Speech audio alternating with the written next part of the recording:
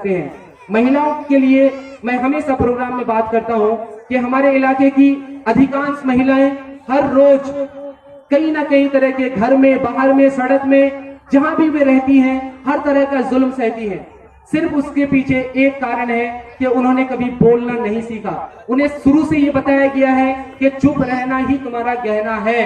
मैं कहता हूं ये हमारे समाज ने तय किया है, ये कोई नियम नहीं है। किसी को इस नियम को तोड़ना पड़ेगा और ये नियम जिस दिन टूटेगी, इलाके में इंशाअल्लाह क्रांति आएगा। हम सब मिलकर के काम करेंगे। मतलब अगर हम एक बेहतर समाज की कल्पना बिना महिलाओं के, बिना बच्चियों के बिल्कुल नहीं कर सकते। मैं बता रहा हूं कैसे, इसका प्रैक्टिकल मैं एक उदाहरण देता हूं। मैं एक ऑर्गेनाइजेशन के लिए काम करता हूं, वहां पर मुझे कई तरह के स्टोरीज करना होता है। तो सामने से जेंडर स्टोरीज, मतलब लिंग भेदभाव पे स्टोरीज करने के लिए मुझसे कहा जाता है कि फैसल आपके इलाके में ट्रैफिकिंग बहुत है या लिंग भेदभाव तो होगा ही, उस पर थोड़ा काम करिए। मैं शूटिंग वगैरह में, इंटरव्यू वगैरह में नहीं जा पाता हूं, क्योंकि जब एक फैसल एक जेंट्स होने के नाते किसी महिला से जाकर के उनके बारे में बात करती है तो वे असहज महसूस करने लगती हैं। इसी वजह से मर्दों के मसलों मसाइल तो बाहर आ रहे हैं फैसल के कारण, हो सकता है, या फैसल जैसे हजारों लड़के जो काम कर रहे हैं इस फील्ड में उनके कारण महिलाओं के मसलों मसाइल बाहर नहीं आते हैं। तो इसका मतलब ये नहीं है कि महिलाओं के मामले में हम काफी उन्नत हो गए हैं।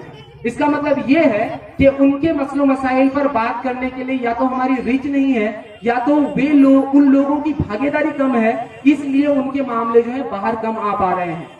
तो इन चीजों की शुरुआत इस स्टेज से ही हो सकती है। ये स्टेज सिर्फ एक बहाना है आपके अंदर का जो लीडरशिप है, ताकि उसमें निखार लाया जा सके, उसके आपके अंदर जो ज्वाला है उसको सुलगाया जा सके। उसके बाद जो कम्युनिटी पे आपका असर पड़ेगा, मुझे पूरा यकीन है कम्युनिटी बड़े स्तर पर बदलाव करेगा। आज की डेट में किसी स्कूल को शिक्षक चाहिए, पहला ढूंढने में पहली प्राथमिकता किनको? महिलाओं को। कहीं पर कोई अलग टाइप का काम चाहिए, ढूंढने में पहली प्राथमिकता महिलाओं को।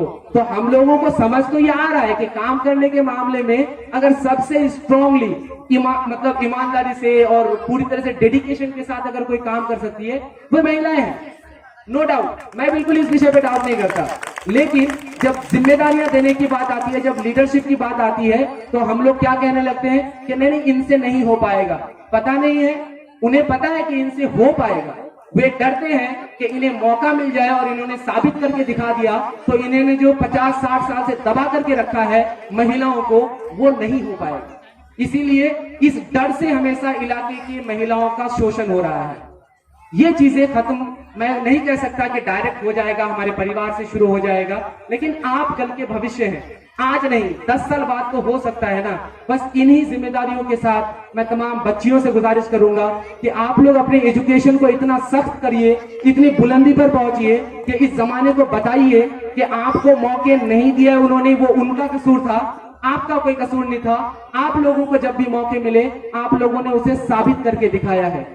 उसी तरीके से अगर लड़कों की जानिब से बात करूं, मुझे बहुत हैरत होता है कि आप किसी भी गवर्नमेंट स्कूल में चले जाएं हमारे इलाके के, आपको 5 क्लास तक बॉयज एंड गर्ल्स का रेशियो इक्वल मिलेगा, लेकिन जैसे 6, 7, 8, 9 तक 8 तक पहुंचते हैं तो आधे लड़के बचते हैं और उसके दुगना लड़की पढ़ती है। जब हम 9, 10 में पहुंचते हैं तो हमें टोटल इनरोल का 10 to 15% सिर्फ बॉयज दिखते हैं।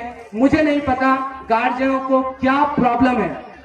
मतलब बच्चा होश अकल संभाला नहीं, उनको उनका कमाई खाने की जल्दी रहती है, बहुत ज्यादा।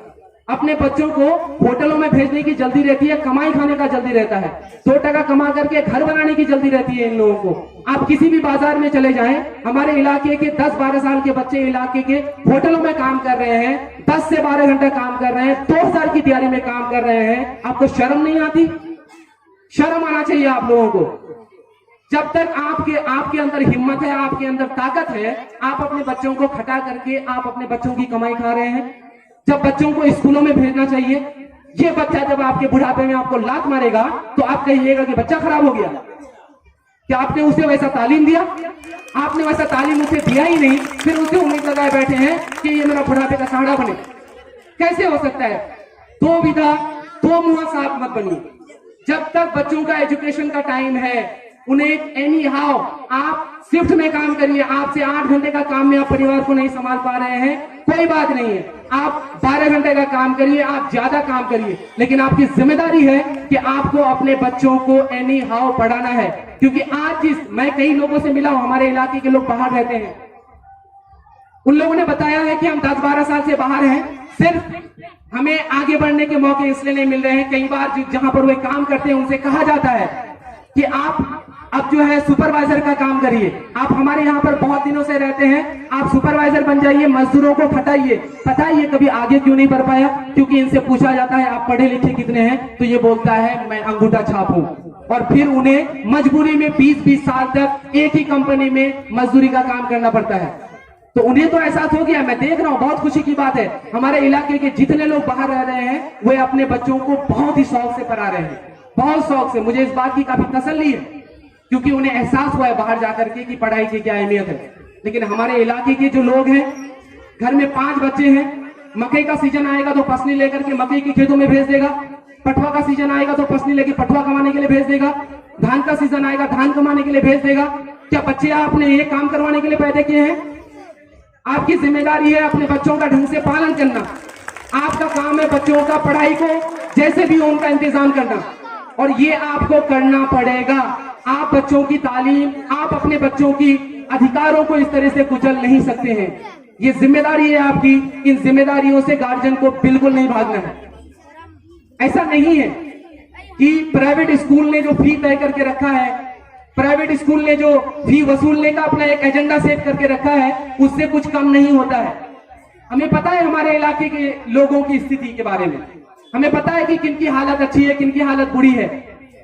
तो जब भी वैसे कोई पेरेंट्स आते हैं तो हम अपने तरफ से कोशिश करते हैं, क्योंकि हम उनकी वो हौसला को देख करके हम बाग हो जाते हैं कि इन्होंने हौसला कर लिया, तो इनका हौसला आने वाले कई सालों तक पस्त ना होने देना, ये हमारी जिम्मेदारी है। तब तक हम वहां पर काम करते हैं, तो आप हिम्मत तो करिए, आपको एक कदम बढ़ाना पड़ेगा, आपको अपने बच्चों को पढ़ाना पड़ेगा। जब आज की तारीख में बिना पढ़ाई लिखाई का कोई अहमियत नहीं है, सब कोई कहीं पर कोई काम नहीं मिल सकता है, तो सोचिए आपके बच्चे जब 10 साल बाद बड़े होंगे, कंपटीशन का दौर होगा, नौकरियों के लाले पड़े होंगे, तब ये कहां पर क्या ढूंढेगा? मजदूरी करने भी लायक नहीं बचेगा, तब मजदूरी करने के लिए भी स्किल चाहिए। तो आप लोगों से मेरी आखिर में सिर्फ ये गुजारिश होगी, यहाँ पेरेंट्स कम है, मैं इस बात को मानते हुए अपनी तमाम बातें रख रहा हूं कि मेरी बातें बाहर जा रही है, तो मैं आप लोगों से ये गुजारिश करूंगा कि थोड़ा हिम्मत दिखाइए, बच्चों का कमाई खाने की आदत जो पड़ गई है उसको कम कीजिए, चर्बी कम खाया करिए। मतलब ये है कि आप जो एक आदत बना के रखे हैं कि सप्ताह भर में आपके घर में 2 बार मांस मछली आई है, अगर बच्चे को पढ़ाने के चक्कर में आपके घर में मांस मछली कम आ रहे हैं तो आए, जिम्मेदारी हमारी पहली है कि हमारे बच्चे पढ़ने चाहिए। आप जब एजुकेशन लिटरेसी रेट वगैरह को देखिएगा तो पोठिया का इलाका सबसे पसमानदा है। 2011 की जनगणना बता रहा हूं, 2011 के जनगणना के हिसाब से पोठिया प्रखंड में 22 पंचायत हैं। 22 पंचायतों में से दामलवाड़ी जिस इलाके में ये स्कूल है, उस इलाके की लिटरेसी रेट सबसे डाउन है, मात्र 39 पॉइंट कुछ। ये लिटरेसी रेट के बारे में बात कर रहा हूं, मैं एजुकेशन के बारे में बात नहीं कर रहा हूं मैं। तो ये हालात है इलाके के। अब ऐसे हालात से हम अचानक से कोई अलादीन का चिराग नहीं आ जाएगा कि उसे घसेंगे और हमारे में तब्दीली आ जाएगी। हम एक तरफ चाहते हैं कि बेहतर समाज बने और दूसरी तरफ हम अपने बच्चों को होटलों में काम करवाना चाहते हैं। 2 काम एक साथ नहीं हो सकता है। अगर आप बेहतर समाज चाहते हैं, अगर आप चाहते हैं कि इज्जत की जिंदगी मिले, इज्जत की रोटी मिले, हर कोई एक दूसरे का एहतराम करे, अगर आप चाहते हैं कि हर कोई एक दूसरे से जुड़े रहे, एक दूसरे के सुख दुख का साथी बने, तो आपको आज ही से काम शुरू करना पड़ेगा। थोड़ा सा कम खाना पड़ेगा, लेकिन अपने बच्चों को पढ़ाना पड़ेगा, हिम्मत करना पड़ेगा आपको।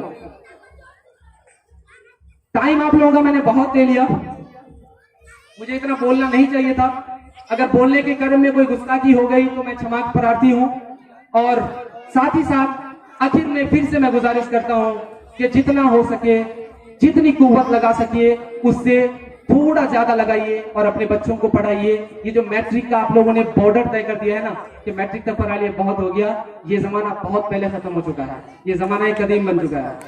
तो तमाम बच्चों का, तमाम गेस्ट जो यहाँ पर आए हुए हैं, तमाम हमारे साथीगण जो आए हुए हैं, यहाँ पर दूर दराज से लोग आए हुए हैं, तो आप तमाम लोगों का मैं दिल की गहराई से शुक्रिया अदा करता हूं और उम्मीद करता हूं कि हमारी बातें सिर्फ आपके कानों से इधर से उधर ना निकल जाए, बल्कि इसका एक सकारात्मक असर पड़े हमारे समाज पे, ये मैं चाहता हूं। और इसके लिए जितना हम लोगों को काम करना पड़ेगा इंशाल्लाह हम लोग करेंगे, और जो आपका काम बनता है वो आप भी अपनी जिम्मेदारी के साथ करिए। बहुत बहुत शुक्रिया।